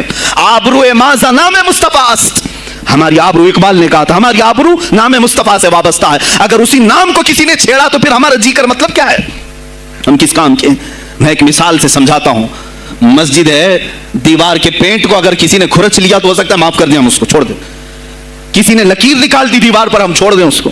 لیکن میاں وہ ہمارے سامنے آ کر پلر ہلانے لگ گیا, ہر مسجد کا یہ پلر توڑنے لگ گیا, خاموش بیٹھو گے؟ اور اگر تم خاموش بیٹھے تو اس کا انجام کیا ہوگا؟ اس نے پلر ہلایا تو صرف پلر نہیں ٹوٹے گا, یہ چھت پورا سب کے اوپر گرے گا. آج ظالم کفار پورے تمہاری جڑ کو ہلا رہے ہیں, میرے نبی کی ذات کو, سیدھے مصطفیٰ کریم کی ذات کو ہلا رہے ہیں. اللہ کے حبیب صلی اللہ تعالیٰ علیہ وسلم کی ناموس کو ہلکے میں مت لینا میرے عزیزو. لاکھوں جانیں جاتی ہیں, جائیں اسلام پر, حضور اکرم صلی اللہ تعالیٰ علیہ وسلم کی ذات کو ہلکے میں مت لینا. اور اگر انہوں نے ہلانا شروع کیا ہے اگر حضور کی ذات پر, حیرت ہو رہی, 25,000 پوسٹ تم میں سے کس نے کمپلینٹ کی ہے؟ سائبر کرائم کو کمپلینٹ کر سکتے تھے, ہمارے جذبات کو ٹھیس پہنچا ہے. ہم آزاد ملک میں رہ رہے ہیں, میرے نبی سے چھیڑ چھاڑ کیوں ہو رہی ہے؟ کسی نے آواز اٹھائی؟ کچھ ہیں اللہ ماشاءاللہ, کچھ علماء, کچھ وکلا اس کے پیچھے لگے ہوئے ہیں. لیکن میرے عزیزو, ہر مسلمان کا یقین ہے تمہاری نسبت رسول پاک سے ہے. اب انہوں نے ہلانا شروع کیا تو انتظار کرو, جس دن یہ چھت گرے گی عذاب بن کر سب پیچھے جائیں گے, سب اس میں گرفتار ہوں گے. انشاءاللہ العزیز ہم مہم چھیڑیں گے اس بات کی. اگر آج تم کثرت میں ہو تو اس کا کیا مطلب جو چاہے تم کر لو گے. ہم اتنے گئے گزرے تو نہیں ہیں کہ ہمارے نبی کے اوپر بھی تم چلے جاؤ. ہاں ہمیں رون دیا, ہمیں مار دیا, ہمیں قتل کر دیا, سب برداشت کر لیا, لیکن اب اس سے آگے نہیں برداشت کریں گے انشاءاللہ العزیز. میں آواز دیتا ہوں اسی منبر سے, اے گروہ علماء, اے جماعت صوفیہ, اے خانقاہ کے گدی نشینوں, باہر آؤ حکومت وقت سے ایک مطالبہ یہ کرو. اے حکومت وقت کے تخت پر بیٹھنے والوں, ہمارے ہند میں پارلیمنٹ میں بھی ایسا قانون پاس کرو کہ کوئی میرے نبی کی ذات پر بھونکے تو اسے موت کی سزا ہو جائے. ہم یہ چاہتے ہیں. اگر اس قانون کو تمہیں لانے میں کچھ زندگیوں کی ضرورت ہے تو یہ فقیر حاضر ہے اور میرے ساتھ بھی کچھ تمہارے لیے حاضر ہوں گے. لے لو ہماری جانیں اور ایک قانون ایسا بنا دو تاکہ قیامت تک پھر یہاں پر کوئی نہ بھونکے میرے نبی کی ذات پر. تم قانون صرف میرے نبی کے لیے نہیں, تم اپنے دیوی دیوتاؤں کے لیے بناؤ. شانتی سے رہو. ہم نے کبھی تمہارے خلاف بھونکا نہیں ہے, ہم نے کبھی دیوی دیوتاؤں کو چھیڑا نہیں ہے, اس لیے کہ اسلام اس کی اجازت نہیں دیتا. ہم گالی نہیں دیتے, ہم اسلام کی حقانیت سے بیان کرتے ہیں. لیکن خاموش رہنے کی یہ سزا ہمیں دی جا رہی ہے کہ ہمیں گالیاں دیتے دیتے یہ اب ہمارے نبی تک پہنچ گئے, ہماری ماں عائشہ صدیقہ تک پہنچ گئے, اور ہمارے تمام اکابرین اسلاف تک پہنچ گئے. اور 25 کروڑ کی تعداد میں خاموشی یہ اچھی نہیں ہے میرے عزیزوں, اچھی نہیں ہے.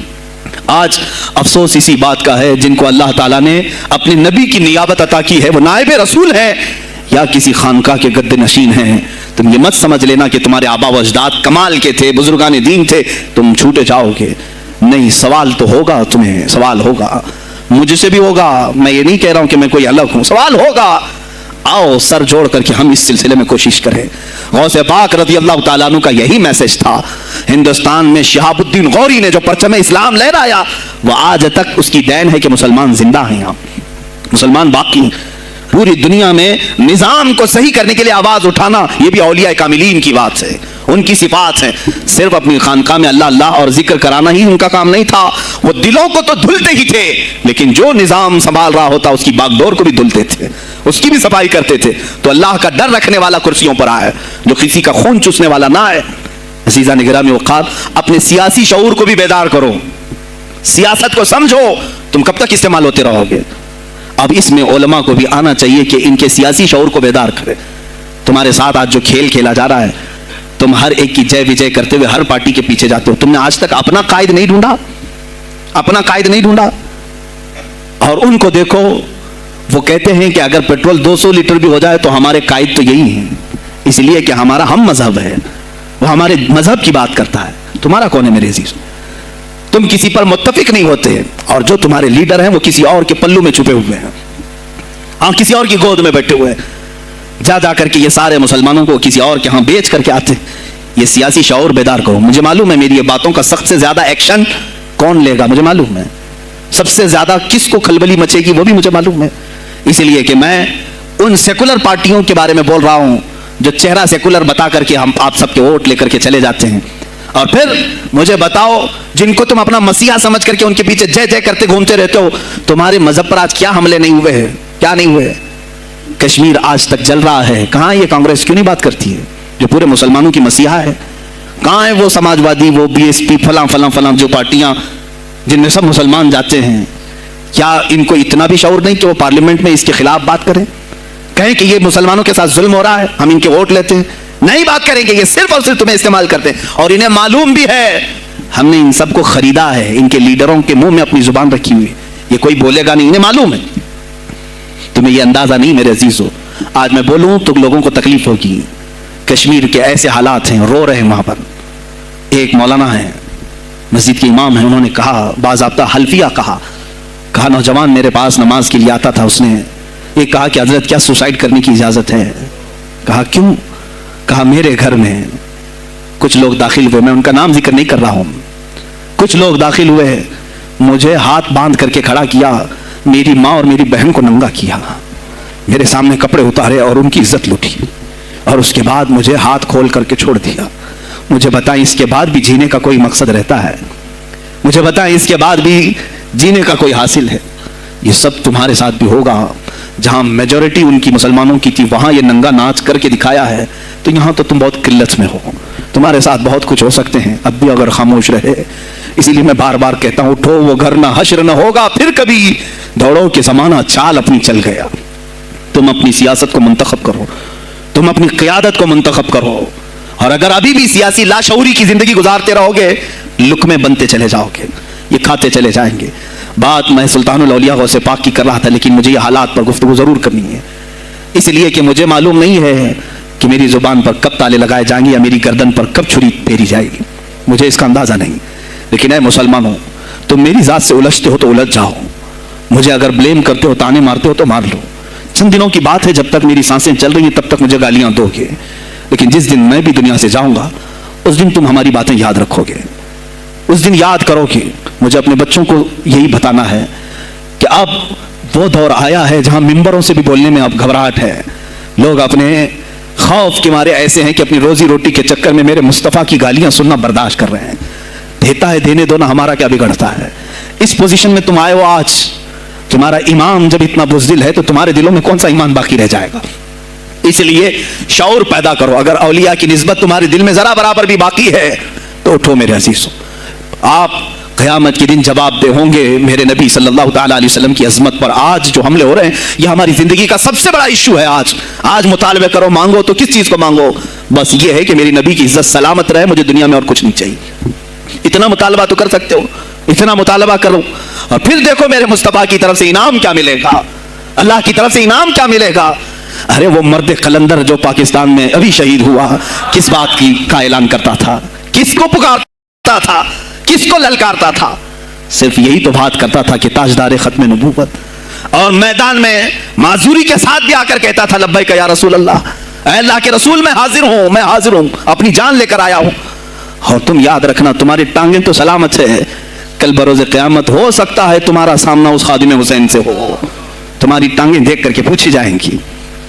معذور ہونے کے بعد جب کوئی میدان میں میرے نبی کی عظمت پر پہرا دینے کے لیے آ سکتا ہے تو تم نے اپنی ٹانگیں کس کام کے لیے رکھی تھی؟ میرے عزیزوں، میں نے جتنی طاقت مجھے اللہ نے دی میں بول رہا ہوں. اب اس کے بعد کا محاذ تمہیں سنبھالنا ہے، آگے کی ہماری فکروں کو تمہیں لے جانا ہے. شاید اس زمانے میں ہم جی رہے ہیں جہاں اتنی آزادی نہیں ہوگی، چھوٹی سی بات کو آج بہت بڑا بنا کر کے اسے ختم کیا جاتا ہے. لیکن مجھے اندازہ ہے اس بات کا، ہندوستان کی آزادی میں بھی میرے اکابرین میں 30,000 علماء نے اپنی جانیں دی ہیں. کشمیر سے لے کر دلی تک ہر درخت پر ایک عالم کی لاش لٹکی ہوئی تھی. ان کی جانیں، ان کی قربانیاں رائے گاہ نہیں گئیں. 70 سال سے ہم مزے لے رہے ہیں، ان کی قربانیاں ہیں. یہ علامہ فضل حق خیر آبادی کو انڈمان نکوبار پوری زندگی کے لیے قید کر کے ختم کر دیا گیا، مزار بھی وہیں پر ہے آج. تو آج مجھے اندازہ ہے اگر میں نے اس بات کی شروعات کی ہے، ہو سکتا ہے یہ جو کچھ بھی ہمارے ساتھ کریں، لیکن مجھے میرے رب ذوالجلال کی ذات پر یقین ہے. میں یہی کہوں گا، اے اللہ، اگر ہمارے مقدر میں شہادت ہے تو اس سے بہتر کوئی اور موت ہے نہیں. اے رب ذوالجلال، اس حالت میں دنیا سے اٹھا جب تو ہم سے راضی ہو. اگر تو نے ہمارے لیے ایک لمحے کے لیے بھی ناراضی ہے مولا، پھر ہمیں مہلت دے دے کہ تجھے راضی کر کے جائے، تجھے راضی کر کے جائے. میرے مصطفیٰ صلی اللہ تعالیٰ علیہ وسلم کو قبر میں ہمیں دیکھنا ہے، اس لیے ہم قبر میں جا رہے ہیں. لیکن اس حال میں دنیا سے جائیں کہ ان کی عظمت پر کچھ بول تو سکیں، ان کی ناموس پہ کچھ کر تو سکیں. عزیزان گرامی، سلطان الاولیاء شہنشاہ بغداد رضی اللہ تعالیٰ عنہ کی ذات پر جو ان کی کرامات ہیں وہ ساری چیزیں پھر کبھی میں ذکر کروں گا. آج اسی پر میں اختتام کرتا ہوں. اسی پر جیو اور اسی پر مرو. انہیں جانا، انہیں مانا، نہ رکھا غیر سے کھا. للہ الحمد میں دنیا سے مسلمان گیا. آج لے ان کی پناہ، آج مدد مانگ ان سے، پھر نہ مانیں گے قیامت میں اگر مان گیا.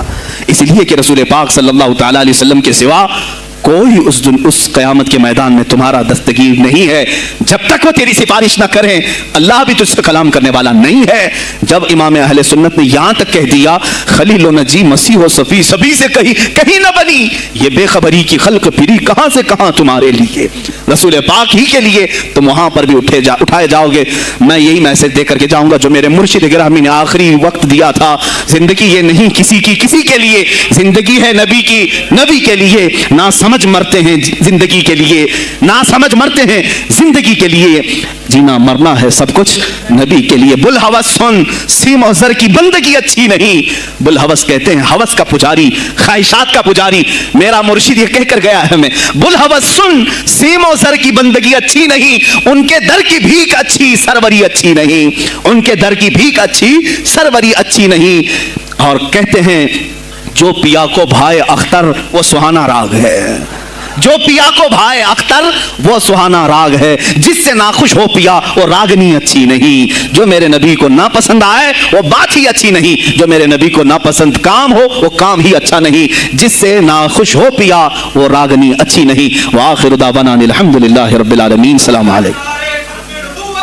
خدمت پہ لاکھوں سلام مصطفیٰ جان رحمت پہ لاکھوں سلام، شمع بز میں ہدایت پہ لاکھوں، غوث اعظم کا دیکھو ذرا مرتبہ، ایک اشارے سے مردوں کو زندہ کیا، آج بھی لوگ کہتے گئے غوث الورا، غوث اعظم امام تقی والنقی، جلوہ شان قدرت پہ لاکھوں سلام، کاش محشر میں جب ان کی آمد ہو اور بھیجے سب ان کی شوکت پہ لاکھوں سلام، مجھ سے خدمت کے خود سیکھا ہے ہر رضا، مجھ سے خدمت کے خود سیکھا ہے ہر رضا، مصطفیٰ جان رحمت پہ لاکھوں سلام، شمع بز میں ہدایت پہ لاکھوں، وہ رضا حضرت برنی کی شان ڈال دی قلب میں عظمت مصطفیٰ، جس کا سنی مناتے ہیں یوم رضا، اس امام اہل سنت پہ لاکھوں سلام، مصطفیٰ جان رحمت پہ لاکھوں سلام، شمع بز میں لا شرف النبی الاکرم محمد المصطفى صلی اللہ علیہ وسلم وآلہ واصحابہ واولیاء ملتہ وجميع المسلمین والمسلمات الکرام۔ الفاتحہ۔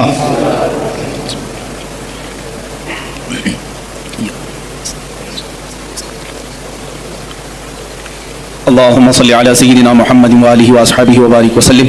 اللهم اوصل وبلغ مثل ثواب ما قرأناه من القرآن الكريم، ما صليناه وما سلمناه وما هللناه وما سبحناه، وهذه هدية واصلة ورحمة نازلة وبركة شاملة منا إلى حضرة نبي الأكرم محمد المجتبى محمد المصطفى صلى الله عليه وسلم، وبوسيلته إلى جميع الأنبياء والمرسلين والصحابة والتابعين والخلفاء الراشدين، وإلى أرواح جميع أزواج رسول الله وبناته وبنيه، وإلى أرواح جميع الشهداء والنجباء والنقباء وأولياء الله الصالحين، وإلى أرواح أئمة المجتهدين وجميع المؤمنين والمؤمنات وعامة المسلمين والمسلمات الأحياء منهم والأموات، خاصة إلى روح سيدنا وسندنا وشيخنا وقطبنا سيدي عبد القادر الجيلاني قدس الله سره الشريف. اللهم ببركة هؤلاء المذكورين تمم مقاصد ديننا ودنيانا وأخرانا يا رب العالمين. اللهم حصل مرادنا واقض حاجاتنا يا قاضي الحاجات، واشف مرضانا ومرضى المسلمين، وارحم موتانا وموتى المسلمين. الہ العالمین ہمارے اس جلسے پاک کو اپنی بارگاہ میں شرف قبولیت عطا فرما، جتنے حاضرین ہیں سب کی حاضری کو اپنے گناہوں کا کفارہ بناتے، ہماری نجات کا ذریعہ بناتے. اے اللہ محبوب سبحانی سلطان الاولیاء غوث الاعظم عبد القادر جیلانی رضی اللہ تعالیٰ عنہ کے فیوز و برکات ہم سب کے سینوں پر نازل فرما. مولا ان کی نسبت آخری دم تک ہمارے ساتھ قائم فرما. اے اللہ ہم سب یہاں پر تیرے دربار میں حاضر ہیں، کھڑے ہیں، ہم سب کو بری شرارتوں سے محفوظ فرما، نفس امارہ کی بدکاریوں سے بچا، شیطانی وساوس سے بچا. اے اللہ ہم سب کو صراط مستقیم پر چلا. خلاق العالمین ہماری یہ جو کچھ بھی زندگی گناہوں کی نظر ہو گئی ہے، ہم سب کو پاک و صاف کر کے تیرے حبیب پاک کی عظمت پر پہرا دینے والی بنا دے. اے الہ العالمین ہم نسبت میں قادری ہیں، مولا قادری کر، قادری رکھ، قادریوں میں اٹھا. قدر عبد القادر قدرت نما کے واسطے، قدر عبد القادر قدرت نما کے واسطے مولا دنیا میں بھی ان کے غلاموں میں شامل رکھ، قیامت میں ان کی مریدوں میں حشر فرما. اے رب ذوالجلال احسن الخالقین ہماری اس فاتحہ کا ثواب آج خصوصاً بالخصوص امیر المجاہدین حضرت علامہ خادم حسین رضوی رحمۃ اللہ علیہ کی روح کو نظر قبول فرما. مولا ان کا نعم البدل امت کو عطا فرما. اے رب ذوالجلال ہم میں کوئی مرد مجاہد پیدا کر. اے اللہ ہم میں کوئی مرد مجاہد پیدا کر کہ ہماری بزدلیاں دور ہو جائیں. مولا ہماری خانقاہوں کو صحیح فرما دے، ہمارے علماء کے سینوں کو ایمان سے بھر دے. مولا ان کی زبانوں میں قوت عطا کر مولا، سب کو ایمان پہ استقامت عطا فرما مولا، ان بچوں کو غازیان اسلام بنا دے، تیرے حبیب پاک پر مر مٹنے والا نفس عطا فرما الہ العالمین، ہم سب کو آخری سانس تک تیرے نبی سے وفا کرنے کی زندگی عطا مولا، ہم سب کو بے وفائی سے بچا لے مولا، ہم سب کو بے وفائی سے بچا لے اے اللہ، ہم سب کو بے وفائی سے بچا لے الہ العالمین، تیرے حبیب پاک کا واسطہ ہم سب کو ہر طرح کے کفار و مشرکین کے شر و فساد سے محفوظ کرو، اسلام و سنیت کا بول بالا فرما، کفر و شرک کا منہ کالا فرما، ان اللہ و ملائکتہ یصلون علی النبی یا ایھا الذین آمنوا صلوا علیہ وسلموا تسلیما، اللهم صل على سيدنا مولانا محمد معدن الجود والكرم وآله وأصحابه الكرام ابنه الكريم وآله وسلم، سبحان ربك رب العزة عما يصفون وسلام على المرسلين والحمد لله رب العالمين۔ جب تمہیں واپسی ہو یا اللہ، جب تمہیں واپسی ہو یا اللہ، لب پہ جاری ہو بس لا الہ الا اللہ محمد رسول اللہ صلی اللہ علیہ وسلم۔